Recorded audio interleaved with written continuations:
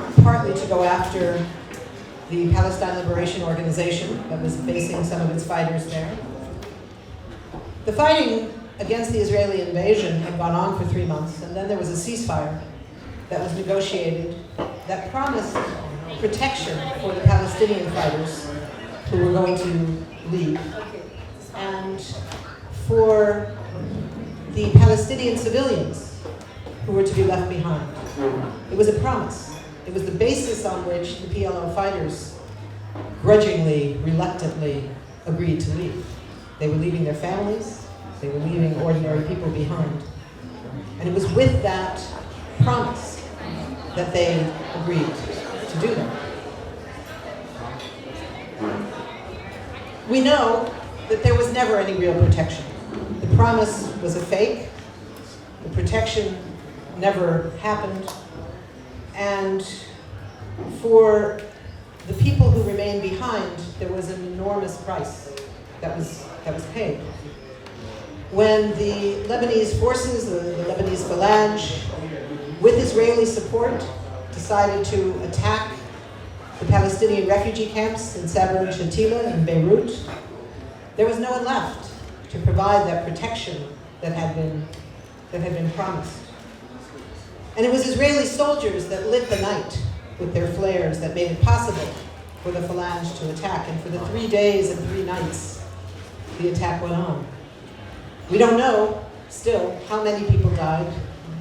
A few people said, oh, maybe it was 400. Most people said it's in the thousands, 2,000, 3,000, 3,500. And we won't ever know for sure. But it is, we do know, consistent with Israeli efforts at ethnic cleansing. When you have what you want to believe is a land without a people for a people without a land, but you have this inconvenient reality that this land has people. It was not a land without a people. You have a big problem on your hands. And the Israelis had different ways of dealing with that problem. One of them was what became known rather quickly as the Sabra Shatila massacre. With all that were killed, there were no levels of accountability. People were found to be responsible, but there was no accountability that resulted. Not from the Israeli commissions, not from the United Nations Commission, not from the United States, not from international law. There was no accountability. Not for the hundreds that were killed later in the Great March of Return in Gaza, not for the dozens who have been killed in just recent weeks in the West Bank in raids in village after village, not for the thousands who have been killed in the various wars in Gaza that have happened. There has been no accountability. So accountability is very much on our agenda tonight. Accountability is one of the reasons that we hold these commemorations. Accountability is the reason that we talk about Israeli apartheid and that we demand of the United Nations to bring back the Special Committee Against Apartheid and the Center Against Apartheid, because there are now new apartheids, despite the incredible defeat of apartheid in South Africa and Namibia. So we have a lot of work ahead. We have a lot of work ahead. And I'm very pleased tonight to be able to introduce you in a few moments to an extraordinary set of speakers who are going to guide us through this anniversary night, this commemoration night. First, we're going to see a brief 2 or 3 minute video, and then I'll be back for another moment and we'll go on ahead. Welcome, everyone.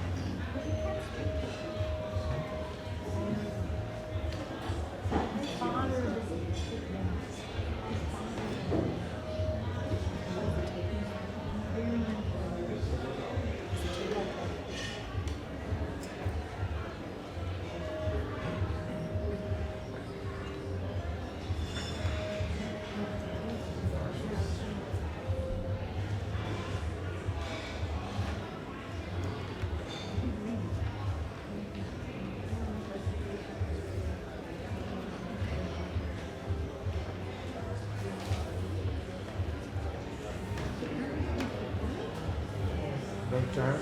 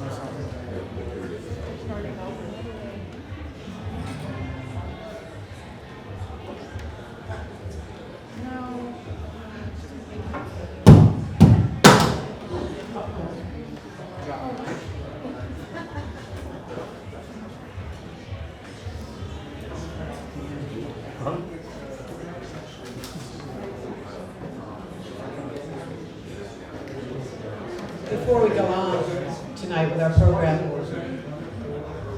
I would like to ask you to join me in a moment of silence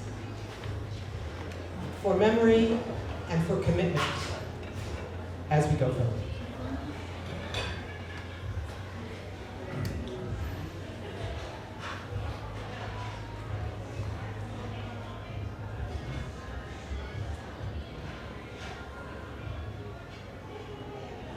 Thank you.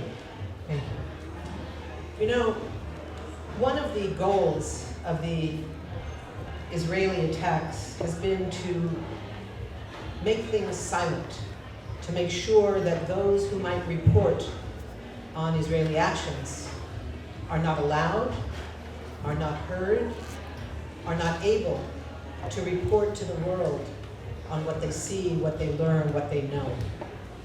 What we have tonight are witnesses of this horrific atrocity, one of so many, certainly not the only one. But in recognizing the efforts, we have to look at what the extent to which Israel and its supporters here in the United States are prepared to go. We were speaking earlier tonight about one of those examples. Some of you will remember that just 1 week after Israel invaded Lebanon in June of 1982, there was what would become the largest anti-nuclear demonstration in the history of this country in Central Park. It was in keeping in parallel with the United Nations special work against nuclear weapons. There were over 1 million people that day in Central Park. And there was a lineup of speakers, one after another after another. And every one of them, when they were mounting the steps up to the stage, they were told the rules of the day. And one of the rules was, you will not speak about Israel's invasion of Lebanon. We will lose our funding. Only one person broke the rule. She didn't say she was about to break the rule, she just got up there and did it. But it's an example, it's just one example of so many, of the effort to keep the issue of Israeli oppression of Palestinians that takes the form of apartheid in so many different ways, whether it's inside the occupied territories, whether it's inside 48 territories, whether it's among the refugees outside, whether it's in the worldwide exile community. All of that forms together the system of apartheid, and we are not going to allow it to be suppressed. We are not going to allow it not to be heard. So I want to begin tonight with one of our favorite poets, and my good friend Zaina Azam. Zaina is a poet and a community activist and a writer, and she was, I didn't know, the poet laureate of the city of Alexandria across the river.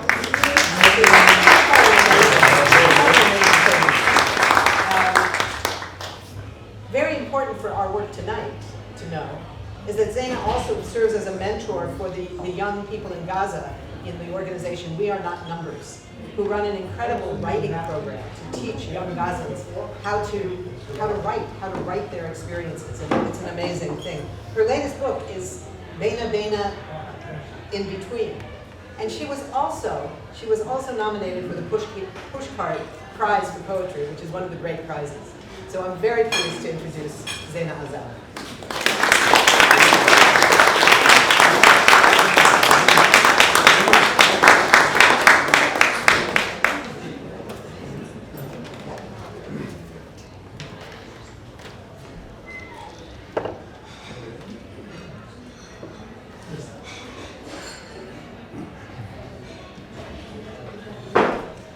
Thank you so much, Phyllis. Can you hear me? We need to lift the mic. Oh, raise it a little bit.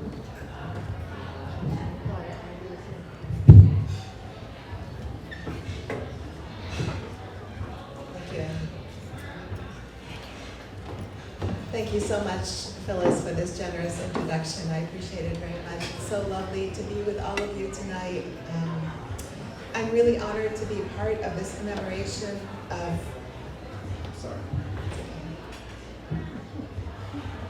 I know I speak kind of softly, so thank you. This helps a lot. I'm really honored to be part of this commemoration of the 40th anniversary of the Sabra Shatila massacre, and particularly to celebrate the publication of Reverend Don Wagner's book, and to be part of a program with my friends Ellen Siegel, Nabil Mohamed, and Phyllis Bennis. 10 years ago, I had the privilege to visit the camps in Lebanon on the 30th anniversary of the massacre. It was one of the saddest experiences, but also it was a critical one for understanding the history of Palestinians in Lebanon. The memories that were seared in my mind were of mothers holding the black and white photographs of their loved ones who were killed in the massacre and marching in commemoration. I walked with one mother who had lost 4 children. She will always be in my mind and in my heart. I'd like to share 3 poems with you tonight, 1 right now and 2 at the end of the program. The first one is by June Jordan, known by all of us, familiar to all of us. She was one of the first Black writers and feminists to show solidarity with Palestinians. As you know, she was a prominent figure in the civil rights, anti-war, and LGBTQ movement during the 20th century. And she was a trenchant, incisive poet and writer about all these issues. Jordan visited Lebanon after the massacre, and her famous poem, Moving Towards Home, is one that always reaches deep inside us as we remember the tragedy of Sabra Shatila. It starts with an epigraph, which is a short quote right in the beginning that gives a little bit of context. And it's a quote from the New York Times. "Where is Abu Fadi?" she wailed. "Who will bring me my loved one?" Moving Towards Home by June Jordan. I do not wish to speak about the bulldozer and the red dirt not quite covering all of the arms and legs. Nor do I wish to speak about the night-long screams that reached the observation posts where soldiers lounged about. Nor do I wish to speak about the woman who shoved her baby into a stranger's hands before she was led away. Nor do I wish to speak about the father whose sons were shot through the head while they slit his own throat before the eyes of his wife. Nor do I wish to speak about the army that lit continuous flares into the darkness so that others could see the backs of their victims lying against the wall. Nor do I wish to speak about the piled up bodies and the stench that will not float. Nor do I wish to speak about the nurse again and again raped before they murdered her on the hospital floor. Nor do I wish to speak about the rattling bullets that did not halt on that keening trajectory. Nor do I wish to speak about the pounding on the doors and the breaking of windows and the hauling of families into the world of the dead. I do not wish to speak about the bulldozer and the red dirt not quite covering all of the arms and legs, because I do not wish to speak about unspeakable events that must follow from those who dare to purify a people, those who dare to exterminate a people, those who dare to describe human beings as beasts with 2 legs, those who dare to mop up, to tighten the noose, to step up the military pressure, to ring around Palestinian streets with tanks, those who dare to close the universities, to abolish the press, to kill the elected representatives of the people who refuse to be purified. Those are the ones from whom we must redeem the words of our beginning. Because I need to speak about home. I need to speak about living room, where the land is not bullied and beaten into a tombstone. I need to speak about living room, where the talk will take place in my language. I need to speak about living room, where my children will grow without horror. I need to speak about living room, where the men of my family between the ages of 6 and 65 are not marched into a roundup that leads to the grave. I need to talk about living room, where I can sit without grief, without wailing aloud for my loved ones, where I must not ask, where is Abu Fadi? Because he will be inside there beside me. I need to talk about living room because I need to talk about home. I was born a Black woman, and now I have become a Palestinian. Against the relentless laughter of evil, there is less and less living room. And where are my loved ones? It is time to make our way home.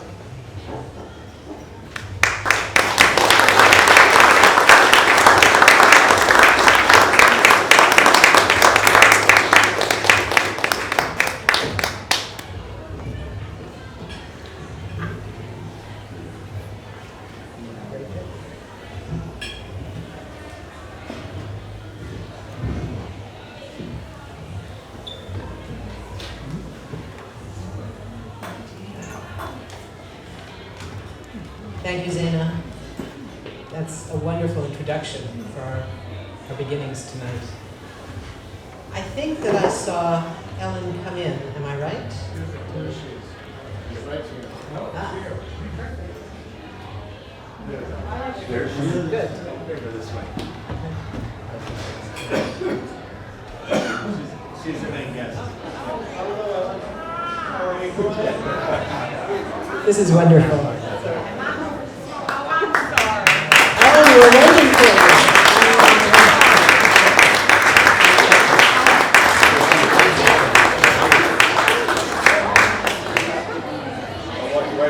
Welcome, Ellen. You want to grab a mic? Don't apologize. You're here. That's all that Yeah, matters. come this way, this way.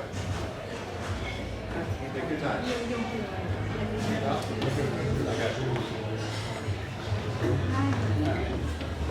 There we are. Where is she going? I'll take this.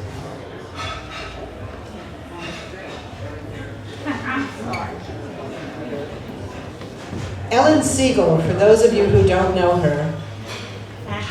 So good to see you. No. Come. There you are. Take your time. No, there's no rush. Come this way.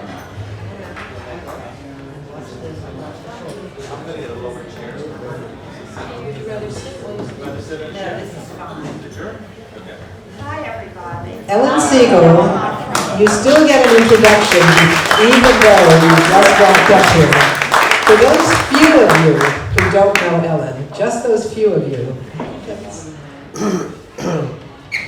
Ellen was working as a nurse in the hospital, the Red Crescent Hospital in Sabra Shatila, at the time of the war, and at the time of what would become known as the massacre.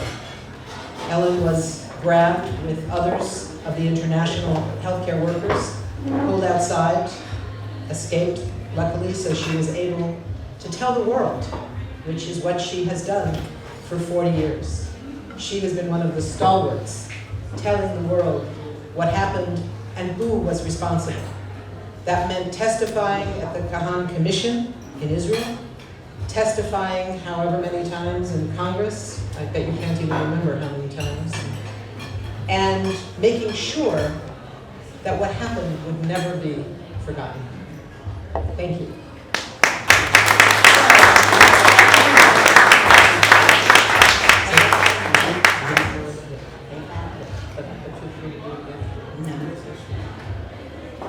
Thank you all very much. I see my wonderful friends here. On September 14th, the president-elect of Lebanon was assassinated. Shortly thereafter, the camps were surrounded by the Israeli Defense Force. They allowed the entry of the Phalange. The Phalange are also known as the Christian Lebanese Forces, who are a right-wing militia and an enemy of the Palestinians. They closed off the camps, not allowing any refugees to leave. On September the 15th, the Palestine Red Crescent Hospital, where I was working, we heard heavy tank fire, shelling, explosions. We had to move patients to the lower floors. Windows were breaking. That evening, Dr. Swee and I went to an upper floor of the hospital where we watched as flares were shot in the air, lighting up neighborhoods of the camp, followed by gunfire. Not a human voice was heard. No screaming, no sound of gunfire, only the sound of gunfire. On September 16th, thousands of frightened refugees fled to the hospital seeking safety. Many were wounded, and the morgue was filling up. This mayhem continued into early Saturday morning, September the 18th. That morning, all of the international healthcare workers were ordered to gather at the front of the hospital at the entrance. We were met by soldiers in crisp uniforms labeled as the Lebanese forces. They took our passports, led us down the main street of the camp. We saw dead bodies, women and children being watched over by gunpoint by the militia. As we were being marched, we heard the continual chatter of walkie-talkies, ongoing communication. The soldiers around us got sloppier. Their uniforms were dirty. They looked drugged. Their pupils were dilated. Towards the end of the camp, where homes once stood, there were bulldozers moving back and forth, covering the earth.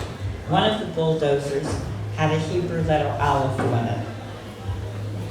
We were then marched out of the camp to a UN courtyard filled with Israeli newspapers, food cans, and parts of IDF uniforms.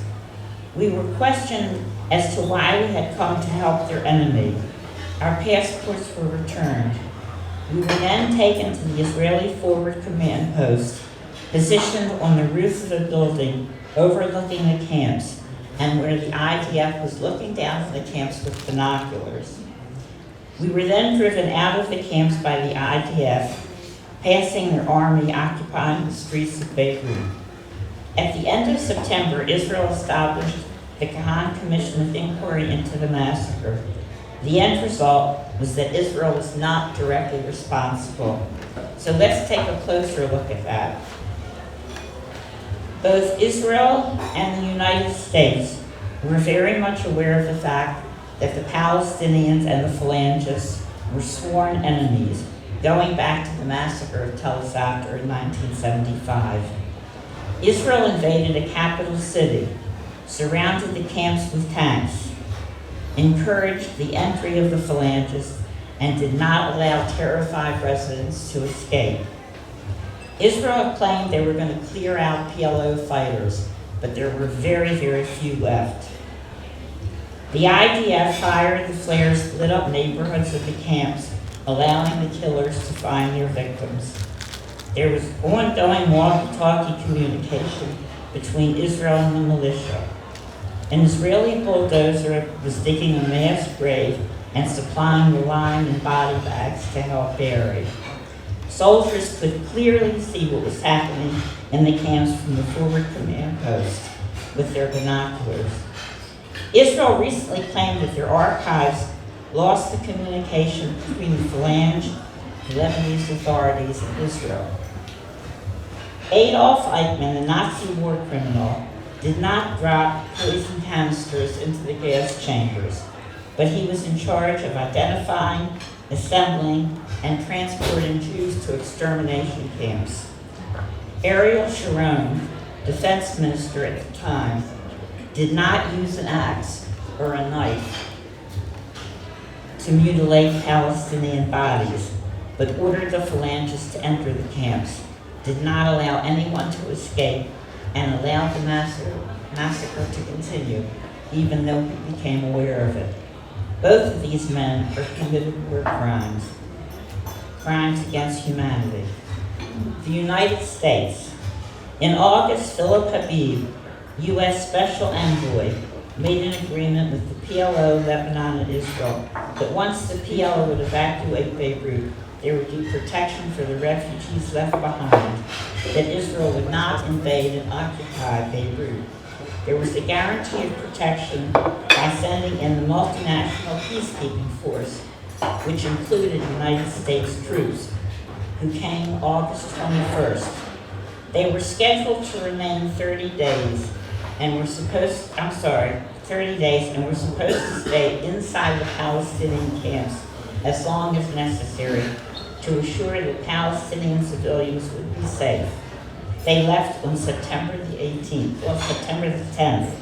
They did not protect, and no action was taken to prevent a massacre. The U.S. needs to be accountable, has some responsibility. They abetted a crime against humanity, much as Sharon did. Lebanon granted immunity to those involved, so we can forget about that.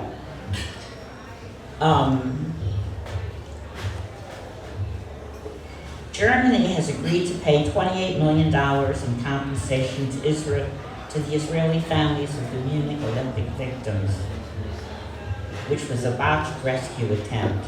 It seems to me somebody needs to reimburse the families of Sabra and Shatila.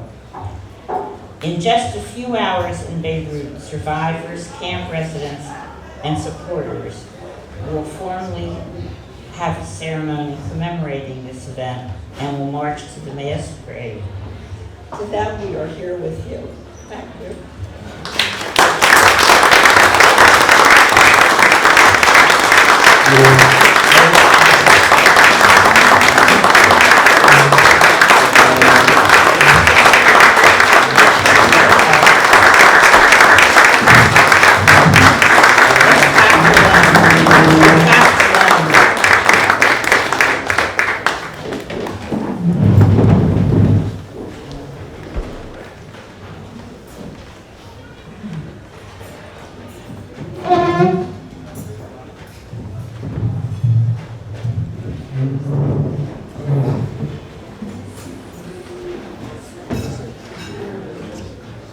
Thank you, Ellen, for that extraordinary description of events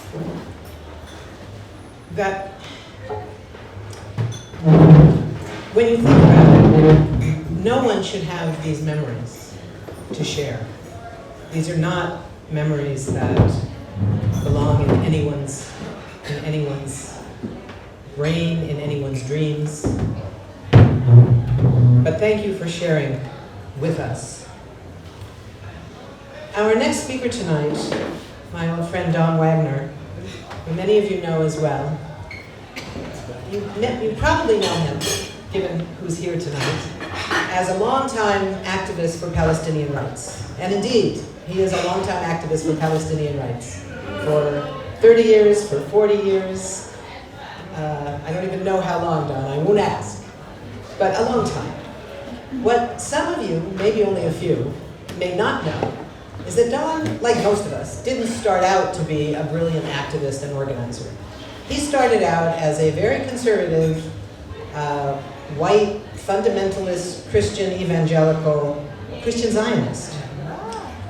And he went through a set of remarkable transformations where he suddenly, as it seemed, began to understand issues of racism, issues of war and militarism, and ultimately issues of Zionism, and ultimately issues of accountability. And Don shares with us in this remarkable memoir, Glory to God in the Lowest, a quote I never really understood, even when I read the book twice to work on the foreword, as I was honored to do with my friend William Barber. Reverend Barber and I both read the book and thought it was astonishing and fabulous, and were thrilled to write the foreword to it. The subhead, Journeys to an Unholy Land, I get that part. But I think that what Don has given us here is an enormous gift. It's a gift of taking us with him on this journey of transformation to becoming this extraordinary leader in what Palestinian rights struggles outside of Palestine and not involving only Palestinians could look like. And it comes back again to the question of accountability. So we work in the United States, not just because we happen to be born here, some of us, but because the United States needs to be held accountable for its actions, its funding, its arming, its enabling, its protecting of the Israeli system of apartheid. And that's what this book shows us, how everyone in this country can be brought to that understanding. We know that the discourse shift has happened to an enormous level already. We know that 25% of US Jews now believe that Israel is an apartheid state. When Ellen and I were young Jews growing up, that was not the case. That was not the case, but it sure is now. And it's partly because of the work of people like Don writing books like this that show us what it means to go through that transformation. So I'm delighted tonight to have that opportunity for knowing Don not only as the director of the Palestine Human Rights Center in Chicago, what else? His work in Sabile, his work in a host of organizations in our movement, all aimed at holding the United States accountable for its responsibility.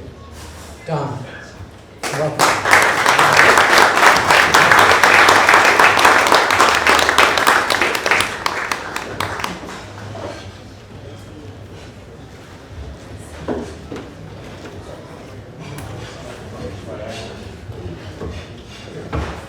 Thank you. Phyllis, thank you. I hope we got that on tape. That's kind of better than the book. So I want to use that. I thank Phyllis. She really was so helpful in this book, steering me to interlink a great publisher, and but also to really get Reverend William Barber, a black bishop and consummate activist in the Poor People's Campaign. So to have someone like Bishop Barber and a secular Jewish activist and analyst like Phyllis writing the foreword, can't beat that. So thank you, Phyllis. And thank you for busboys and your staff. What a great venue. And thank you for coming out. I thought there were going to be, where two or three are gathered, there's God in the midst of them. But this is a wonderful turnout, so I want to thank you very much.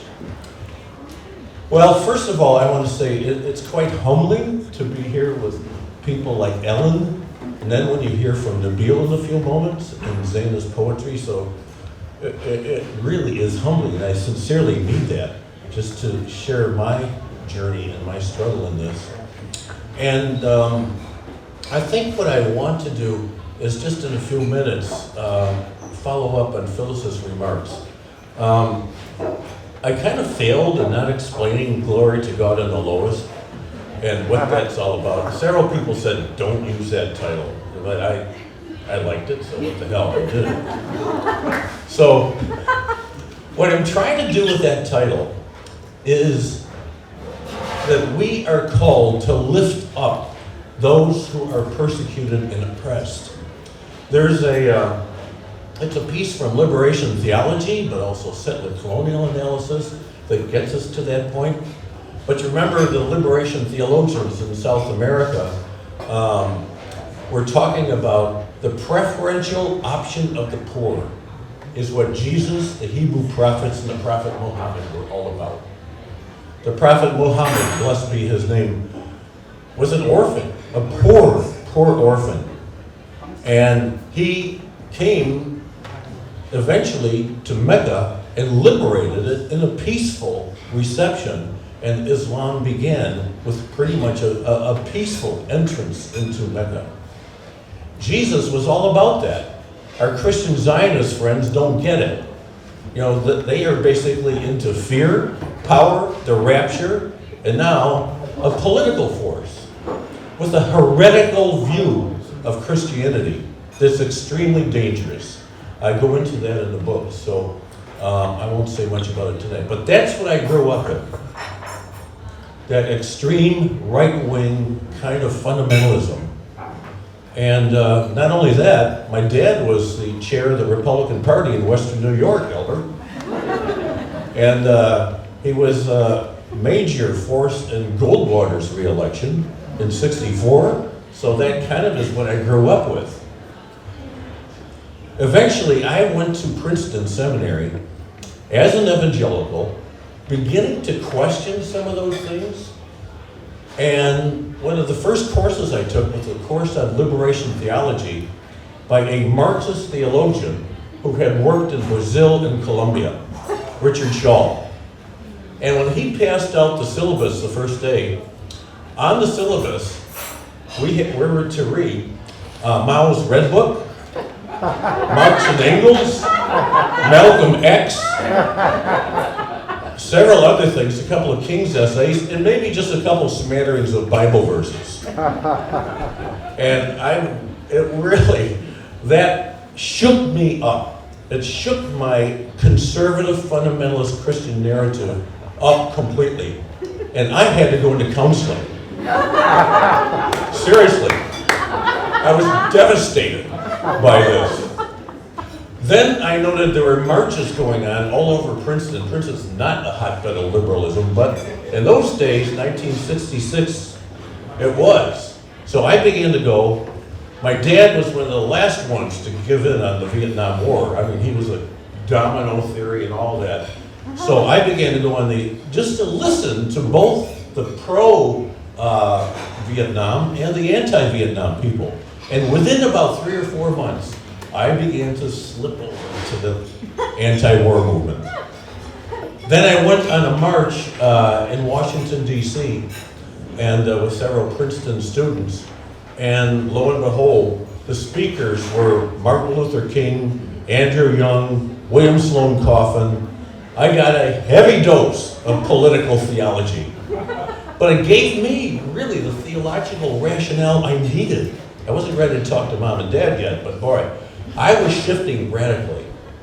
And as we moved from a church to the White House, where Dr. King and Rabbi Heschel delivered a petition to Johnson to end the war, I got in line about 3 rows behind King and became an ardent follower of Martin Luther King from that moment.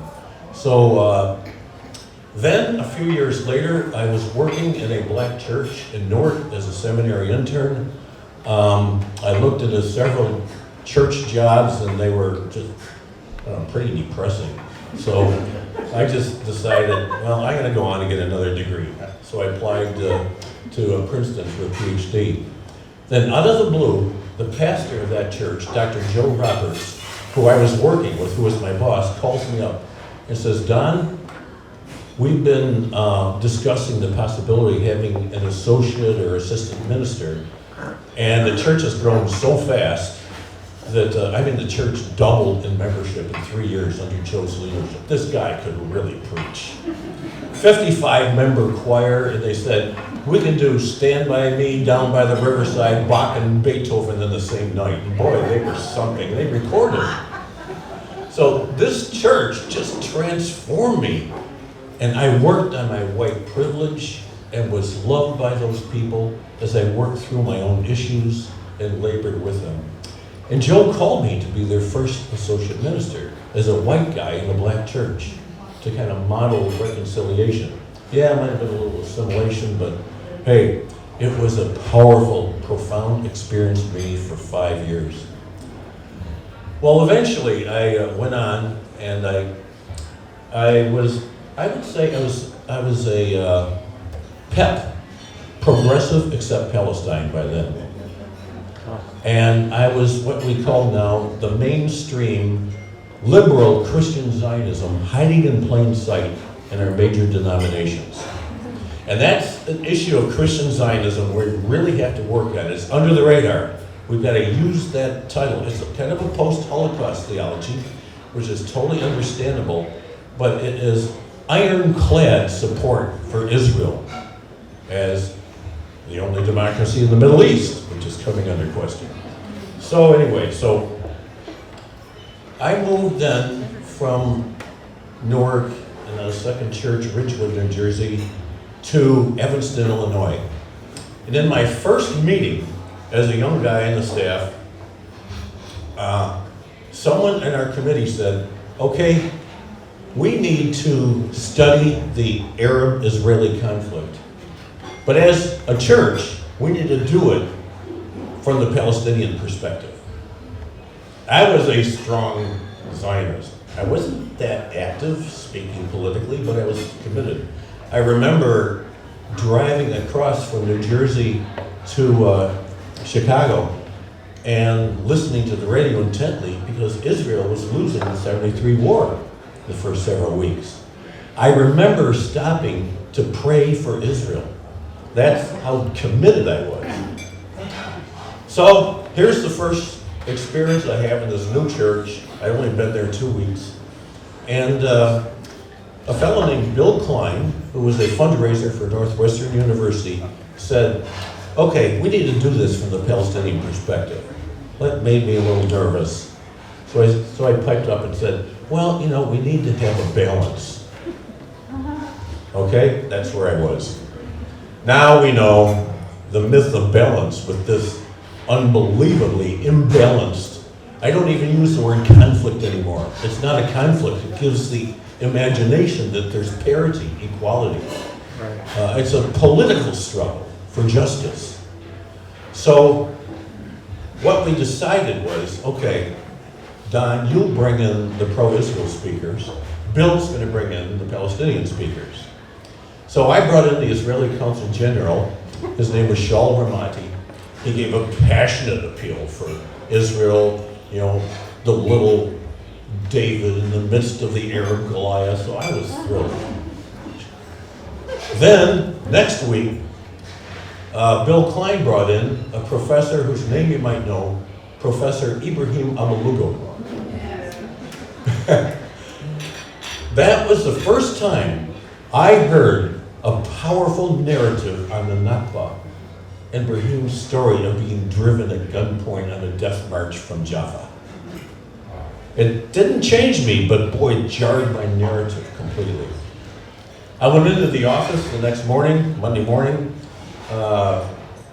thinking about this new narrative I just heard. My first phone call was from 2 Holocaust survivors in Skokie, Illinois, next door. They said, are you the one organizing this? I said, yeah, I'm with the committee, I'm doing it. They said, do you realize you have dignified the position of a PLO terrorist in your church? No, I said, I heard a powerful story. They said, if this course is not stopped, your church will be picketed on Sunday morning. So I ran down and told the boss, you know, the senior pastor, what had happened. He said, geez, Wagner, you've been here 2 weeks and we all already have problems. No, he was kind of joking. So we went in with a backup plan, what we'd say. It was hot air, nothing happened. So the course went on, and gradually that course gave me the political and the theological tools to work through my guilt as a pro-Zionist to begin to embrace the Palestinian narrative. And then I went to Beirut, that's all in the book, and I was completely turned around. And once Once in Beirut, then I saw the situation firsthand. Now let me fast forward. Glory to God in the lowest. So then that is a counterintuitive idea. That those who are the victims, those who are at the bottom, those who are paid the price, like those in Sabra Shatila, Nabil and the rest, those are the ones that we need to be in solidarity with to advocate and lift up their voice and be their representatives. And my point in this book, it's not about me. I've had some fun experiences, some troubling experiences. This book is not about me. It is to lift up the justice issues. First, of the black community, of the victims of settler violence, and then of Palestine. So my purpose is to lift up that story. And let me finish with I arrived in Sabra Shatila on Monday morning, a day after the massacres ended. We had left the States the night Bashir was blown up.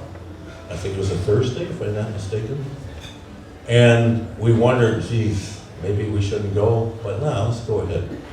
So we landed in Cyprus, jumped in a cab to get a boat, because Israel destroyed the airport on, I think it was June 7th or 8th. It was completely bombed to smithereens.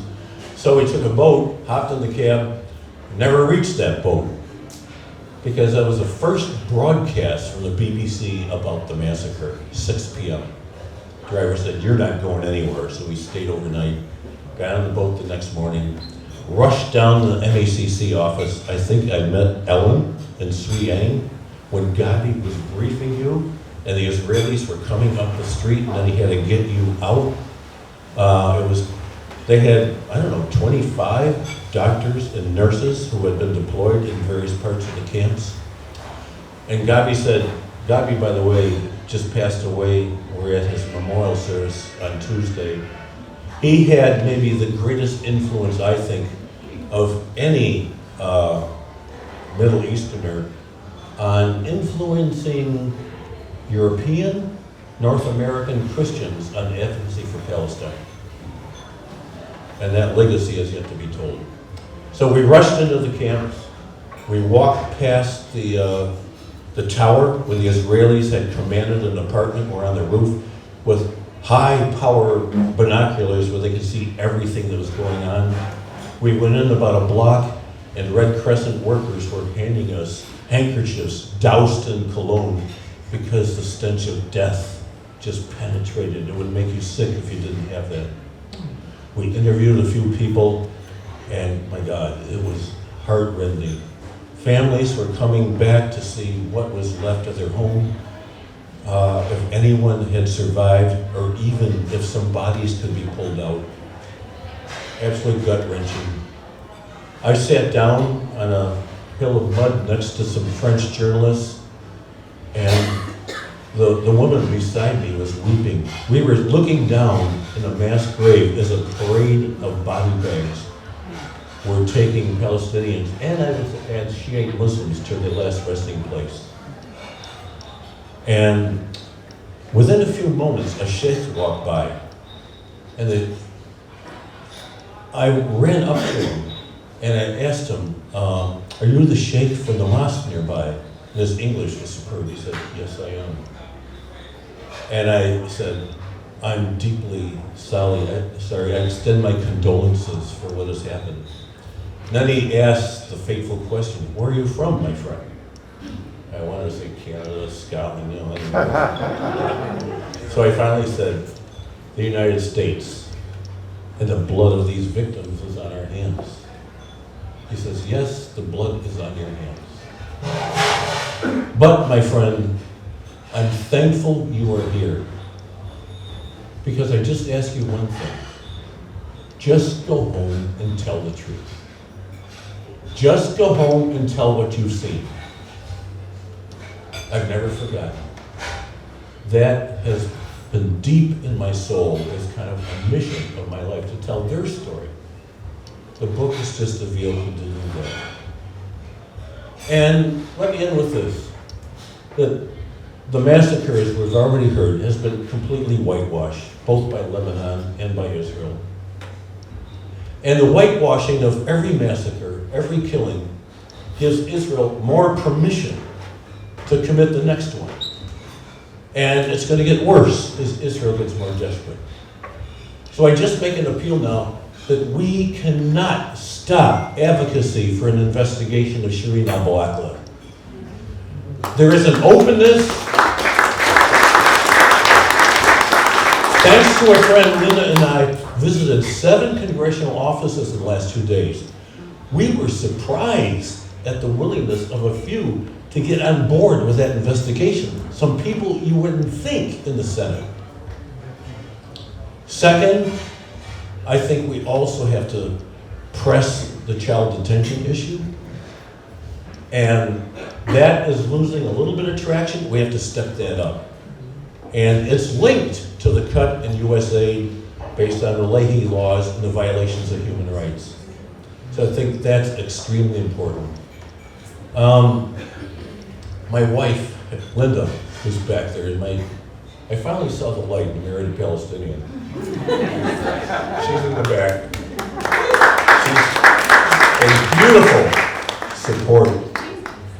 Her family has lost land, as among hundreds of thousands of Palestinians. But Linda is going to fight it in the courts to honor her family and the many others who can't fight it.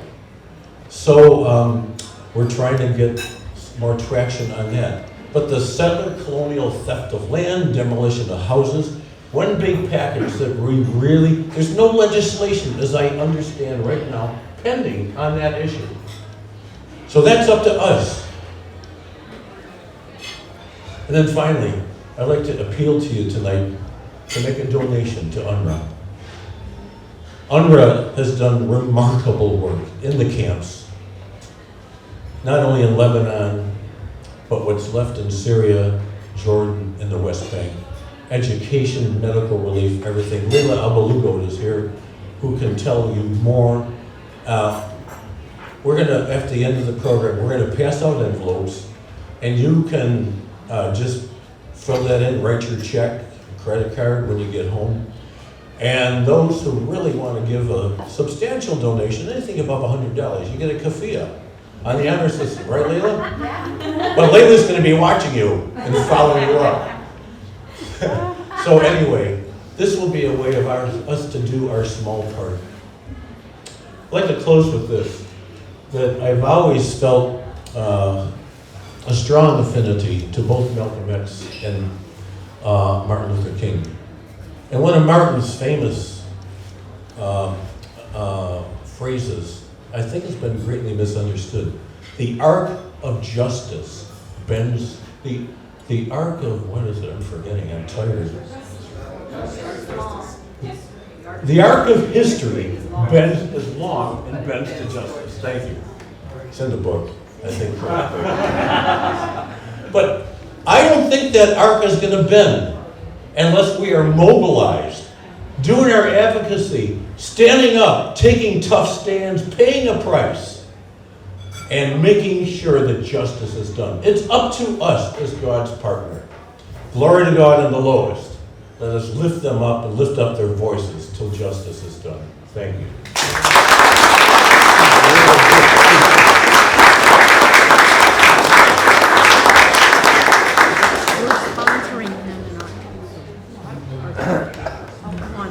Thank you, Don. I've got to say, you had good minister training. Has there ever been a religious leader of any denomination, let's be clear, this is not just a Christian thing, the rabbi I grew up with, that could get up and make a speech and not include there somewhere who you're supposed to be donating money to? Just saying. Just saying. I learned that in the black church. Yeah, I learned it in a temple, but it's a good skill to have. It's a good skill to have. Nobody ever told me to raise money for UNRWA. But yes, that's a good one. And when we finish tonight, we will have the chance to buy the book, have Don sign your book, and buy a few for the holidays that are coming up. Our last speaker tonight, and although we're going to have poetry again at the end before we finish from Zaina, My old friend Nabil Mohamed, who also many of you know from his work for the last 20 years at ADC, the American Arab Anti-Discrimination Committee, where he's now the vice president. He was long the organizing director. He's played pretty much every role at ADC over those years, I think. Nabil has an extraordinary history. His family were expelled in the Nakba in 1948. His family was from the Galilee, inside 48 territories. He grew up a refugee. He was a refugee of the Nakba, grew up in Lebanon in a number of camps, and he was in Sabra Shatila, and was one of the few who survived, and came back to do the work that we are hearing of telling the story, of reminding, of memory.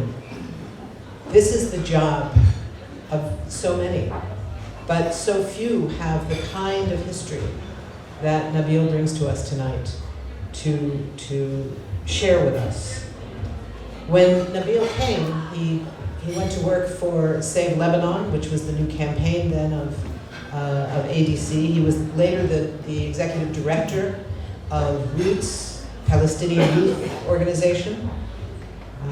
He spent time in the camps as a young man and as a child growing up there, and then came once that he could no longer be a child after what had happened in Sabra and Shatila.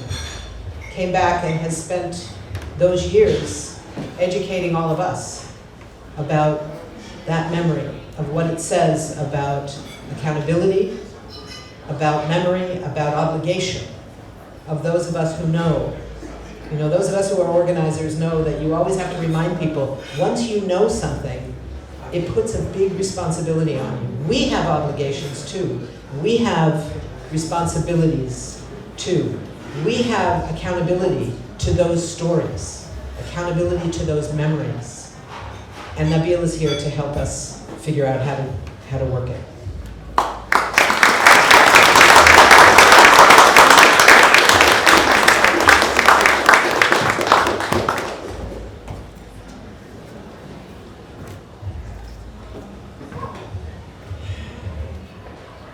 Thank you for the generous introduction. Well, I see many familiar faces here, and many are not. So I want to start with echo what Phyllis said about UNRWA. I just came from Lebanon 2 days ago. I just visited for 7 days. I had to pay my respect to see my family, basically, to say the least. But I visited many of the camps, since my relatives are scattered in different camps. So I had to visit Ashliya, Shatila, Barazni, Biyumiyya, part of Ain Hilwa. And Inner's work, and this is for the record, Inner's work was obvious in the camps. So yes, do support Inner. Do give hands to, and thanks Linda for doing what you're doing. So the story I want to tell today is what happened to me and my family on September 14, 15, 16, September 17, and how I ended being here a year later after the massacre. On September 14, the eve of September 14, the Lebanese president-elect Bashir Gemayel, who was the head of the Lebanese forces, or the Phalange at the time, was killed. And next morning, by 6 a.m., we woke up on the sound of the airplanes, Israeli warplanes flying over Shatila camp and West Beirut. I was in Shatila at the time with my family. And it didn't take long for the bombs to start landing on the camp. And at that moment, that was September 14, that's when the Israeli forces with tanks started pulling into Beirut. They got in and sieged the camps. And of course, everybody at the camp, Shatila, panicked. And it has been only 3 to 4 weeks since the ceasefire, and we returned to Shatila. Because Shatila was kind of almost 70% destroyed during the invasion, and many of us had to come back. So, and seeing the planes over our heads, we thought we were going to be, of course, witnessing another war of some sort, not knowing what was coming. So many people from the camp start running to the entrance of the camps. We have 2 or 3 entrances, asking Israelis. We found Israelis around to get out, and of course they did not allow them. They said, "Oh, don't worry, go back. Nothing's going to happen." And when families tried to push themselves out, they used their guns or so to push them back. So we had no option but to stay, to go back to our homes. We were assured that nothing's going to happen. And by the end of the day, we started hearing the clash, some guns, bullets, bombs around the camp. It's like, I can't imagine how somebody can be assured that nothing can happen while hearing those sounds. And that was the 15th. The 16th, the morning by 12, I'm sorry, I don't have notes, but it's been in here.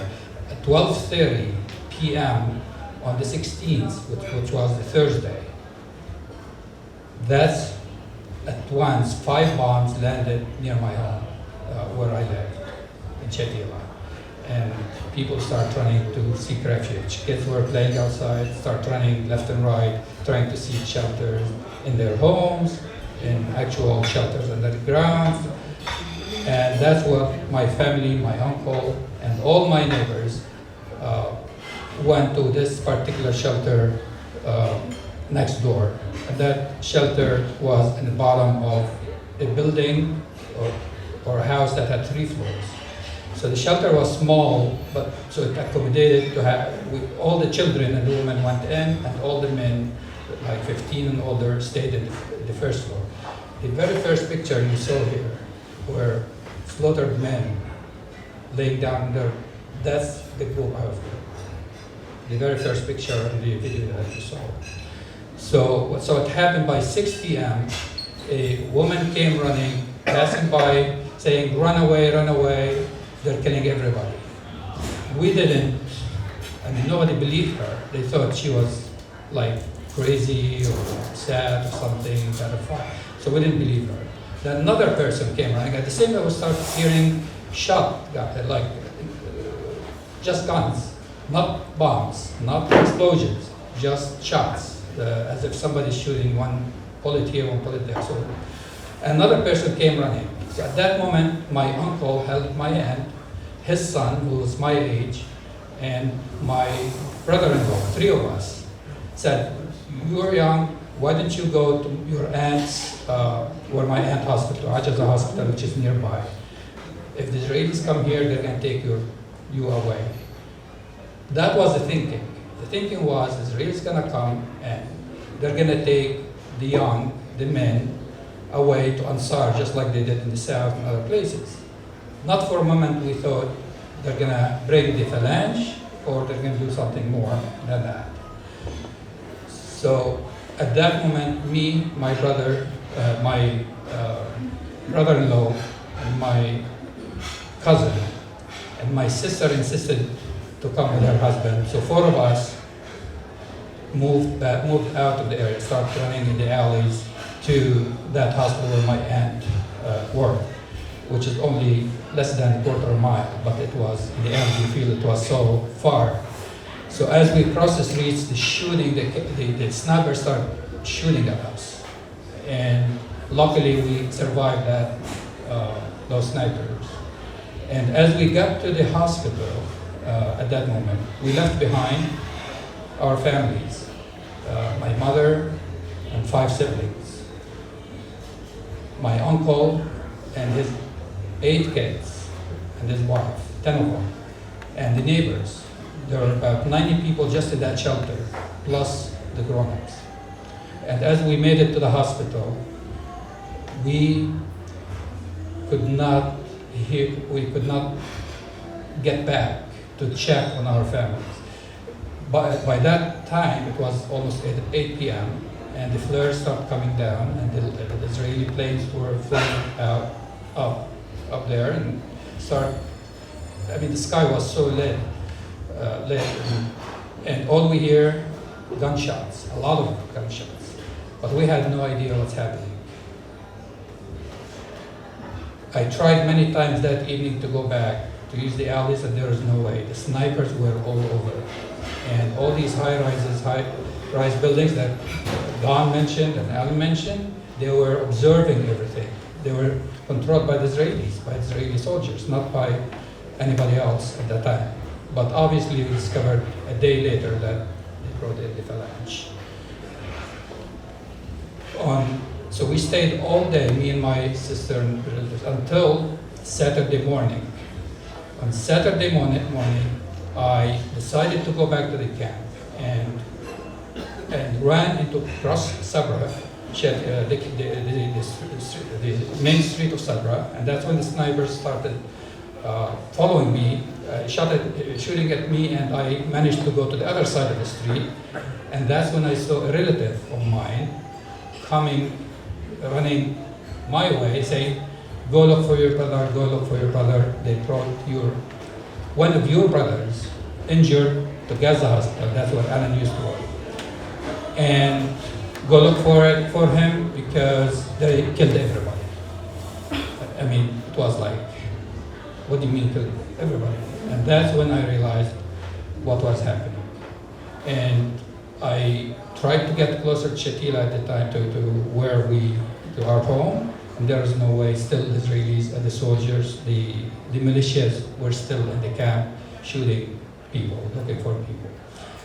And as I was talking to people at Gaza hospital, the word came that they're coming here, run away, run away. And as I was talking to somebody at Gaza hospital, they said they took all the injured people a couple hours ago to Beirut, to West Beirut, because they got a word that the phalange are going to come here and take everybody away or kill everybody. So I ran with those who were running to West Beirut and started looking for my family member that was injured. I didn't know who to look for. I had 3 brothers, 2 sisters. They're all young. The brothers ranged between, the eldest was 15 and 12, 15, 13, and 11, and 2 sisters that were 9 and 6.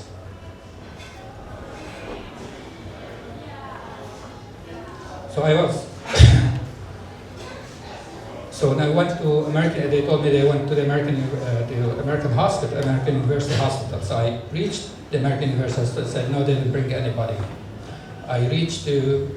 Then as I was walking in Hamra, out of the university, out of the hospital, the word came out, they said, run away, they're looking for Palestinians on the streets. And they're white cars, and they're just going around and taking people left and right. So then I seek refuge at the International Red Cross. They opened, which was next door, the building. They opened the building and they took a lot of people who were running, seeking refuge. And as I got in, there were hundreds and hundreds of people in the shelter there, and they locked the doors of the shelter and not allowed the soldiers or the militias to come in. They tried many times to break in, to come in, and the ICC protected us during that day or 2 days, until a relative came, the word came, said, if there's somebody from Suhmata, which is my hometown, from last name Mohammed, we're looking for a family member for this injured person. that was treated at the Lahoud Center, which was one of the makeshift, I guess it was by the World Churches group that sponsored. They brought foreign and international nurses and doctors to help. And they reached out to me and they took me out with the assistance of the Red Cross staff. And I found one of my brothers, Munir, who was 12 at the time, injured in 3 shots. One in his arm, his head, his hand, his finger, lost his finger, and in his leg. And at that time, he told his story, what happened. Basically, the story was, right after we left, me and my brother-in-law, the phalange came in, the militias came in, took out everybody from the shelter, separated the kids from the grown-ups. My brother, my 15-year-old brother and cousin, who was his age, and the men, my uncle and other men, the picture that you saw, they separated them from the children and the woman. And they had the woman walk around the corner. At the same time, they lined up the men against the wall and shot them. The first and second round. And my brother and the rest of the family saw that because they were still trying to be pushed. They were pushing them out of that house. They shot them, and the woman and the kids were taken to around the corner where they put them in a big house. And they had them sit down with other neighbors. So there were about 200 people in that house, cramped. And they started shooting them left and right. The first round and second round. Then every few minutes they would come back and say, anybody still alive? The Red Cross is outside, it's here, stand up, they're here to take you to the hospital. Then some people would believe that there is a Red Cross to help them, and they would shoot them again and again. At that moment, my brother, who was shot once, who was still alive, I mean, this is his story. He was shot once. At some point, my mother, he was on the side of my mother.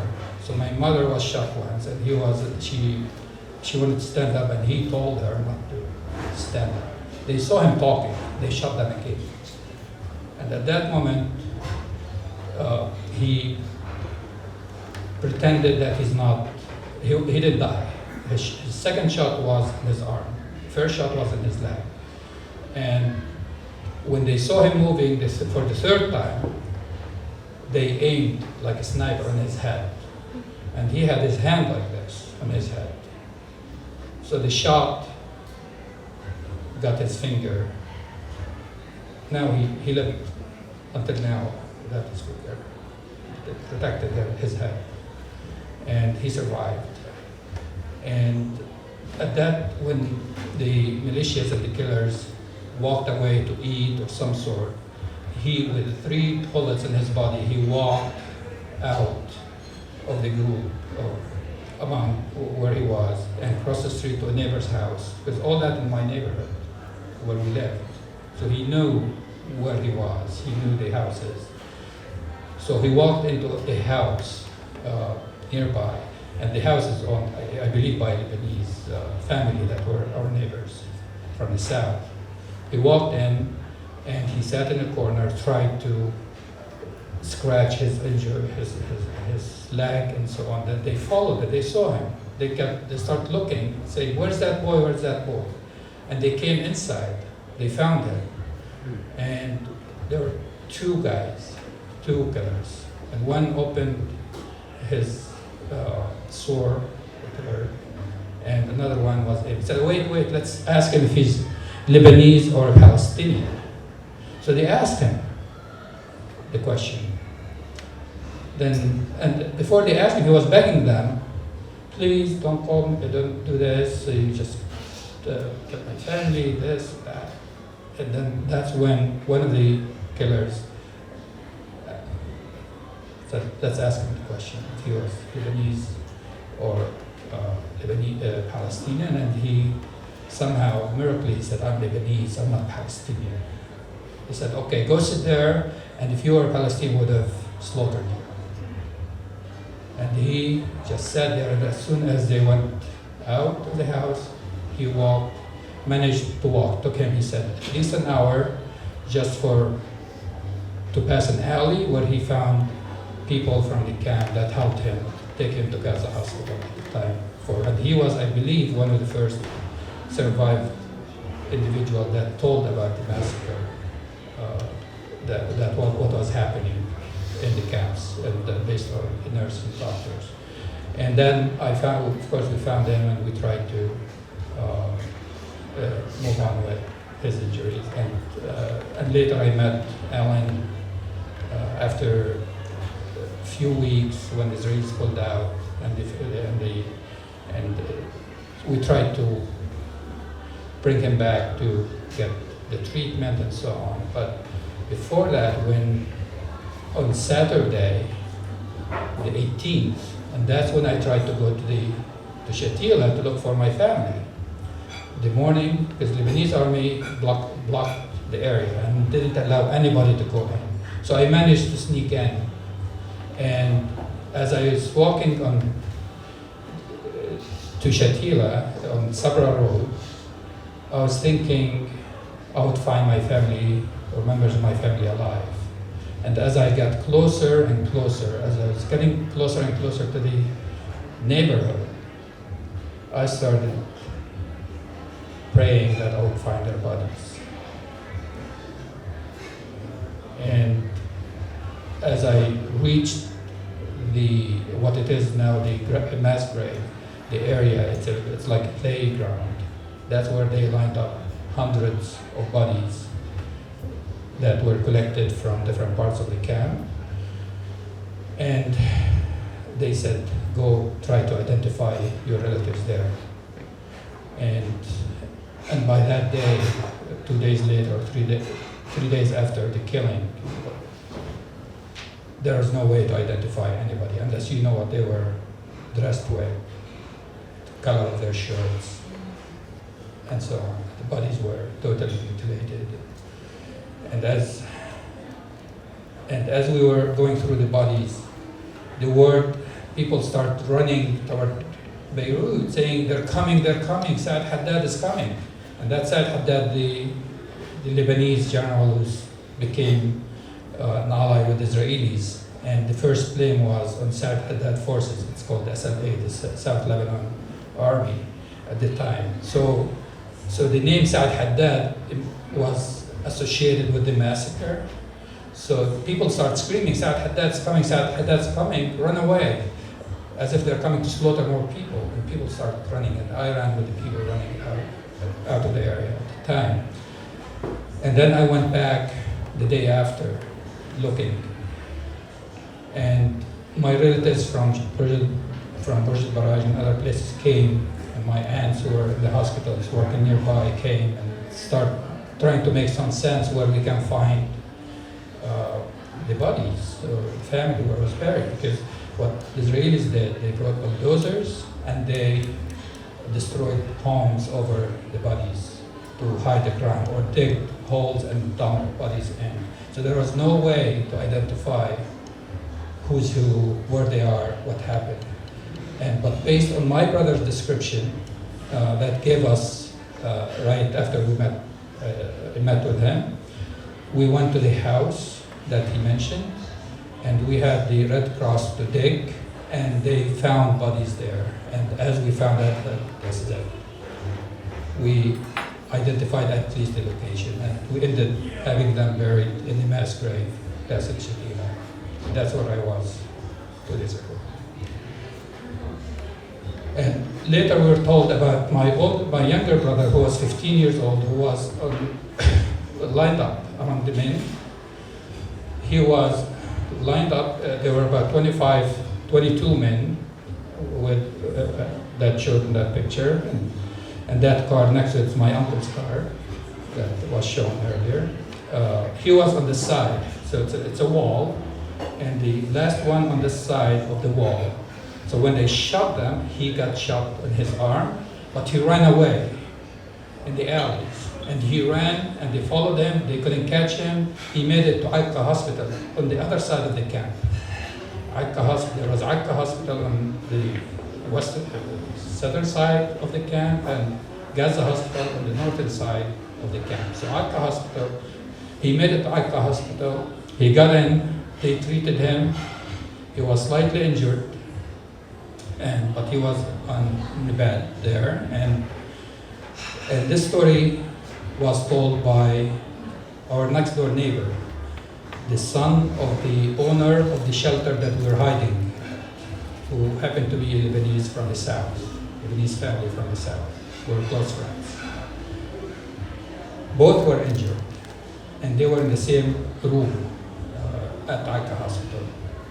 Then when the phalange came, the killers came, they asked the same question, and they tricked them. They said, we're going to take those who are injured, who are Palestinians, to the American University to get more treatment. Anybody who's a Palestinian, stand up, and we're going to take them.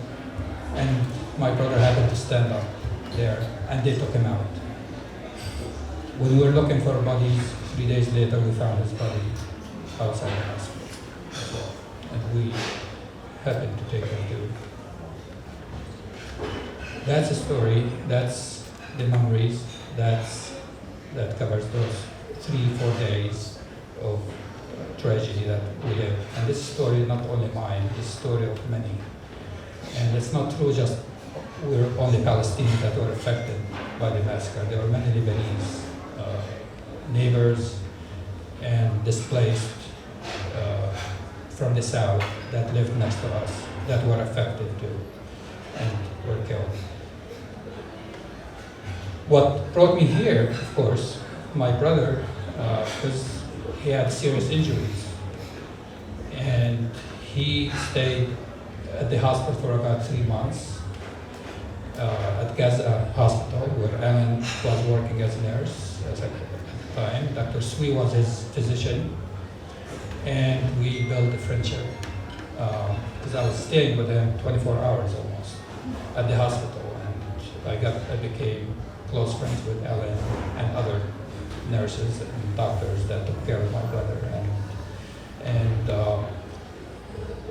it was determined that my brother needed more treatment, and that treatment that wasn't available in Lebanon, to go somewhere. And at the time, there was an institution in Lebanon called Amal that was registering injured or victims that needed treatment to be taken to hospitals outside the country. And with the help of Ellen and the team at the time, we managed to come to the States for that purpose, for that reason. And it was determined here that the treatment's going to take years when we came, and we had to find a way to stay longer, and that's what happened. And here we are 4 years later, still here. Thank you.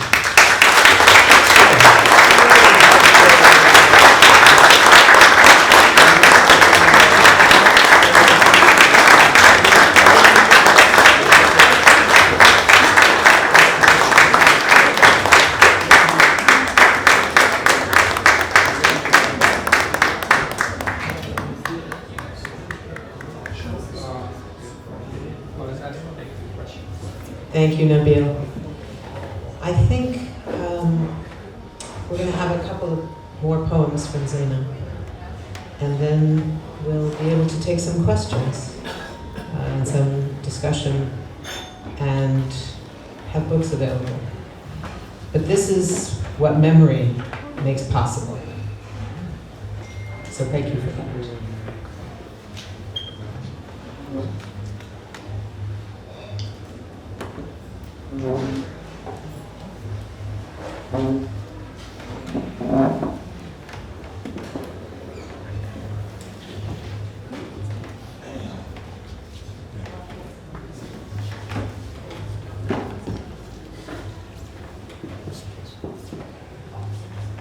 Nabil, Ellen, especially Nabil, this is very, very hard, very moving words.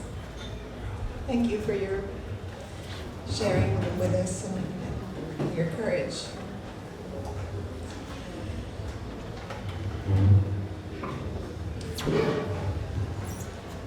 Recently, over the last few years, I discovered a poem named Maya Abul Hayat. She lives in Jerusalem and she works in Ramallah. She's Palestinian and she's published a lot of poetry books and novels and children's stories and directs the Palestine Writing Workshop, which encourages reading in Palestinian communities and creative writing and storytelling. I chose to read a poem of hers tonight because it talks about mothers, and it reminds me of the ones I met during the Sabra Shatila commemoration 10 years ago. Mothers arrange their aches at night. Joint pain, high sugar, rheumatic ailments, a boy who missed school because of a cold. Mothers feel sadness for mysterious reasons, like sadness over other mothers who stand in public streets, holding photos of their sons' well-groomed faces with sideburns and mustaches, waiting for the cameras to capture them and their chapped hands. Mothers who hold up the house beams, open windows, air our carpets on roofs, expel moths from the hearts of abandoned mattresses in case a visitor arrives. Mothers who stipulate no conditions for return, arrange their aches at night, and wash their daughter's hair with oil in bed. They toss and turn. And when they fall asleep, they snore and give the house a name and a voice.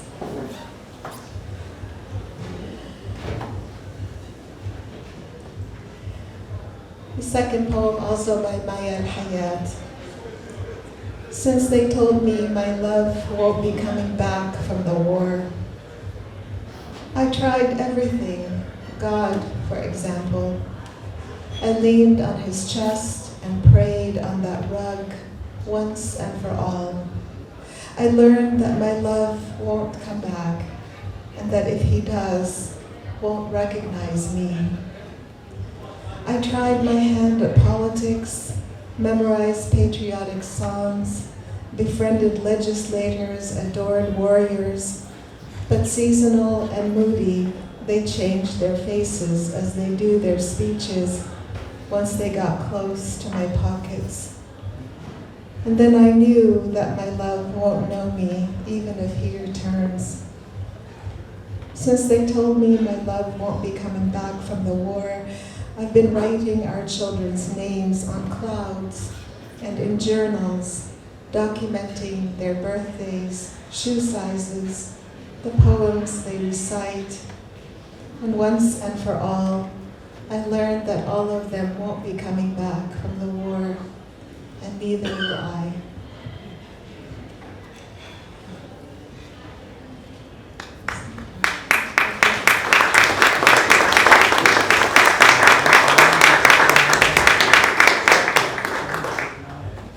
The final and very short poem I would like to read is one I wrote about the Palestinian diaspora. I share it humbly to remember and honor all those who have died, who were displaced and dispossessed, were or are imprisoned, and all of them working for justice and return. It's called Colors for the Diaspora. Blue-green, watery globe, tugging to a red core. We are a distant comet, white cloud of unburnished rocks, frisking the heavens for an arc to earth, sea, home. Green-brown Palestine, cactus fruit and wild thyme. olive orchards, cypress trees.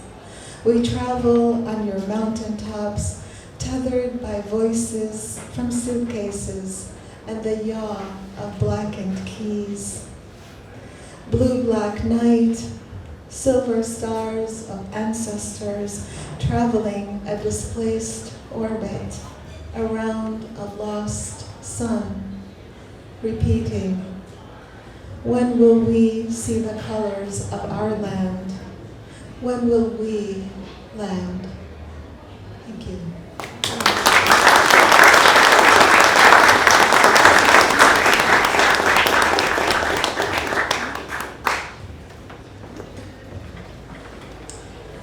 Thank you, Zaina. I think we do have time for a few questions before we open up for book signing and that sort of thing. Andy, are you going to play Mike in the audience guy? Excellent. Don, why don't you come up and join us up here as well? And comments are welcome, and questions, maybe if you know who you're addressing your question to, you can tell us that as well. So, questions? This is a bit different than our usual analytical discussions of political strategy for mobilization and such. It's a little harder maybe to comment, but yes. Wait for the mic though, so we can hear. Andy, where? Oh, there you are. I'll be waiting a while. Okay. In that case, come on up. Yeah, I'll speak. Well, we want to get it on the tape too. Come on.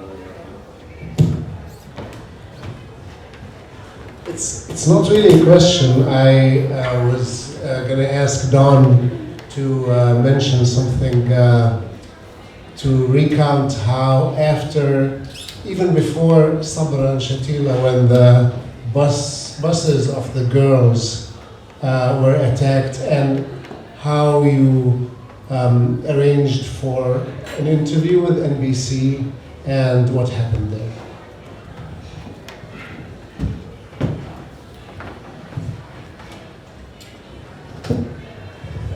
Thank you, Philip. Yeah, this was Dan O'Neill and Els Topher Mercy Corps and I took 9 relief and development leaders. Can you hear okay in the back? To Lebanon, and we got caught in the invasion. The invasion started on the 4th, not the 6th, and it was a preemptive strike. It wasn't a defensive move at all. And that the next day we were scheduled. We went to Gaza Hospital, received by, I think it was Gaza. I can't remember, Gaza or Haifa. And we were received by Fatih Arafat and others. And we weren't there for more than 15 minutes when they said, come down to the bottom floor. They evacuated all the rooms and brought people in beds down.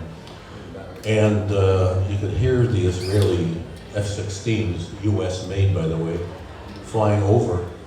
And, I don't know, within a half hour we were down there waiting. And pretty soon, buses and ambulances began to arrive. The Israelis hit 3 or 4 UN school buses that were well marked of girls on a field trip, and the Israelis were given the coordinates of that trip the previous day. And we saw 19 body bags of dead girls brought in, others screaming with limbs off. It was gut-wrenching, and the families were arriving, it was horrifying. After that, they kind of said, well, you guys better leave. We're not going to have a chance to chat. We got to take care of this. So Dan O'Neill and I went looking for radio and TV. So we knocked on several doors, and finally, Mike Mallory, who was the bureau chief of NBC, opened the door. We told him what we had just witnessed, and he said, we are sending information out, and it's being censored in New York in the studio. Everything's being cut by the Israeli censor. but maybe since you all are Americans, it might get through. But so he interviewed us. We told those stories, and they sent it up the mountain. At those days, they had to send it up to the top of the mountain so the satellite would pick it up and relay it. And then we called our family, say, watch NBC to see if anything's covered. Everything was cut. So that's what was happening. And that censorship in the NBC and all the major network newsrooms was monitored, and things did not shift in terms of the coverage for about a month and a half.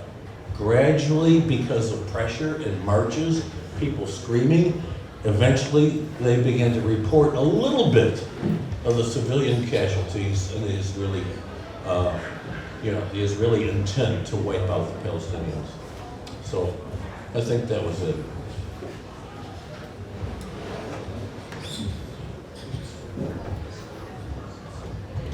Just one quick comment. One of the consequences of the Israeli invasion and the war and the massacre at Sabra Shatila was the shifting of the Palestinian national life from Lebanon back to the occupied territories. And it never went away from Lebanon and Jordan and Syria and inside the 48, but the locus of it shifted to the West Bank and Gaza and occupied East Jerusalem.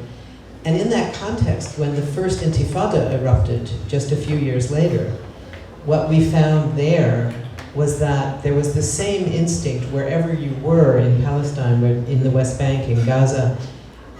If you wanted information when you arrived in a new town, in a camp, you went to the hospital. That's where the most information would be available right then. So it was something that became normal for journalists, for solidarity activists, for others. That was how you found out. Well, I'll go on, but I want to see if there's another question first in the audience. Good. I have a question for Nabil. Nabil, how do you see justice?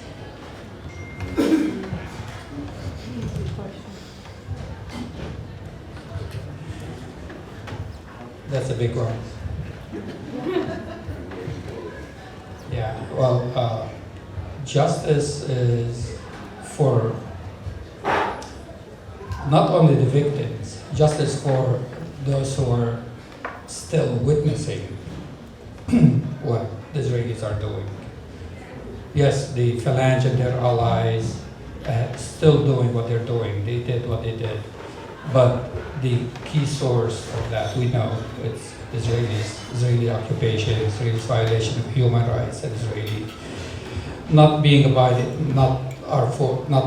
forced to abide by international law. So justice is, it's really a tough job. What? Justice hasn't been served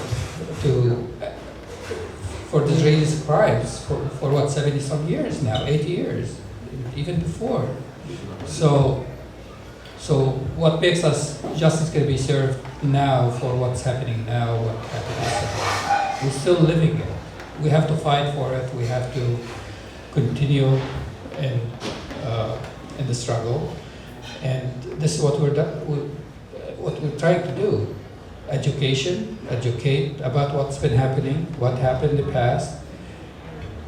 Education leads to advocacy. Advocacy leads to change, and that's where we are.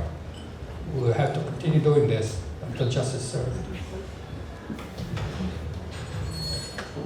Thank both of you for that. You know, one of these questions of justice and accountability comes back to the issue that is now so central in all of our agenda, and that is the question of apartheid. The fact that in the last year, major human rights organizations, the best known, the most credible in mainstream circles, Amnesty International, Human Rights Watch, B'Tselem, several different United Nations agencies and officials have all begun to rely on the actual definitions in the International Covenant Against the Crime of Apartheid to say this is apartheid. We're now hearing it from members of Congress, from faith leaders.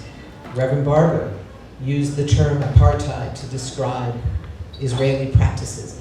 And that, if I can use the word normalizing, of the understanding of apartheid among wide swaths of our populations in Europe and the United States, it isn't yet clearly having an impact on Congress, on the $3.8 billion a year that we still send of our tax money to Israel, enabling Israeli crimes, enabling Israeli protection. That is still going on.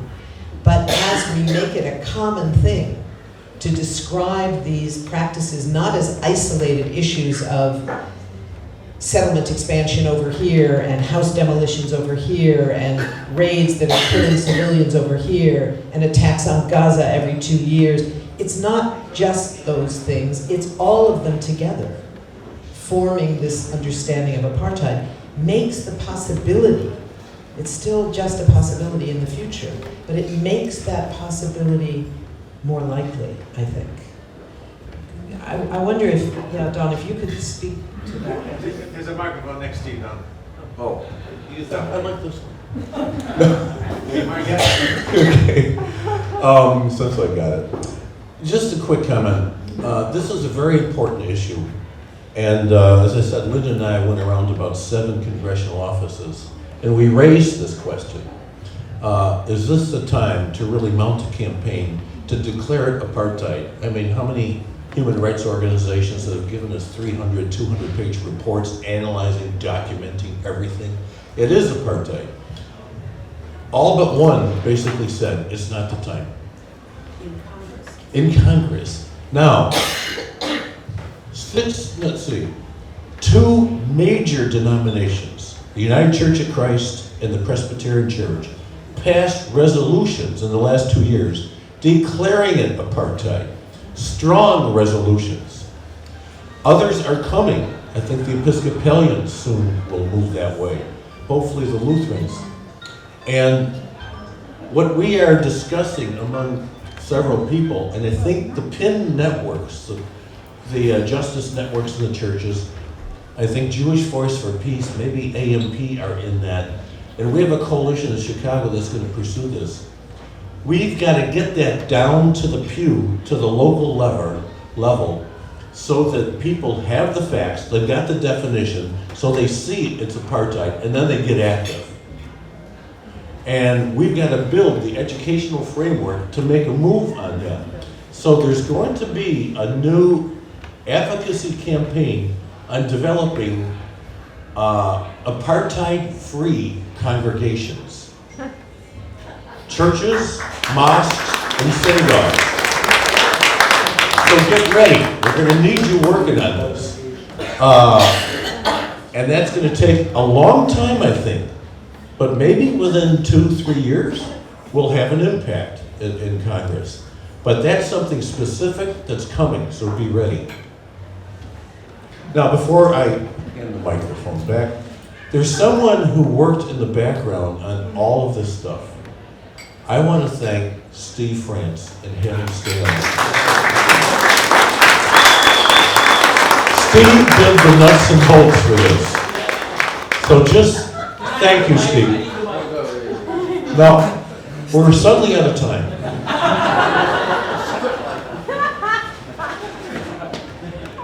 No longer behind the scenes, right? Well, you poor things. But it just seems to me that,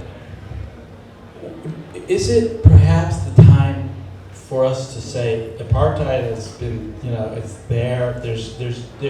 Really what happened with all these apartheid reports was the conclusion that the Israelis had no intention ever to do it, to get rid of apartheid.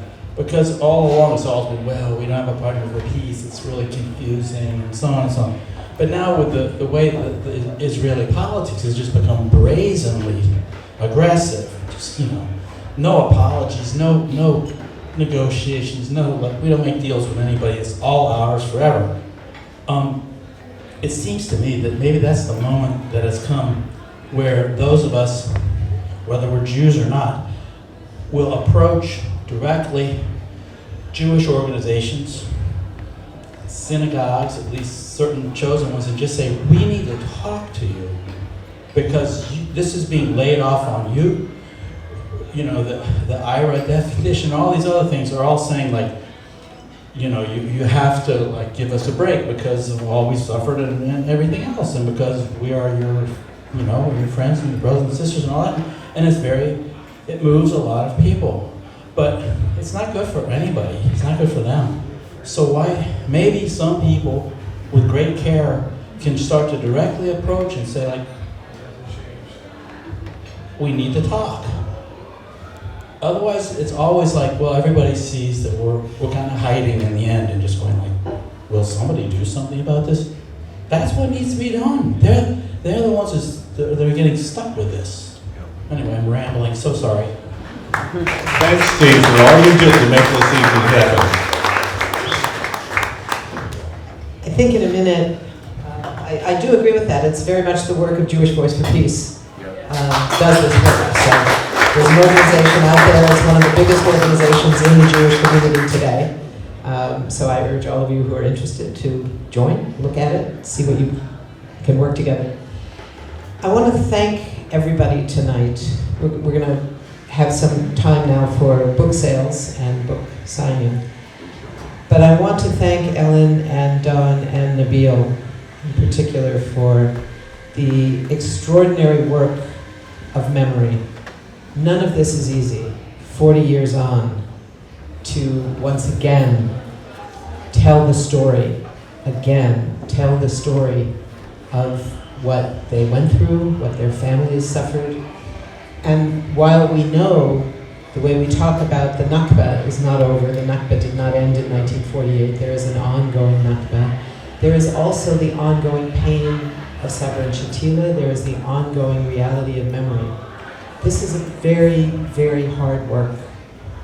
And what Zaina brings to it with her poetry, what Ellen brings with her passion for that memory, what Nabil brings to us of his family, and what Don brings us with his transformation in his book.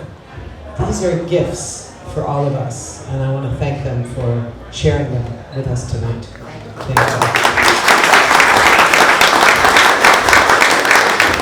And now we get to the fun part.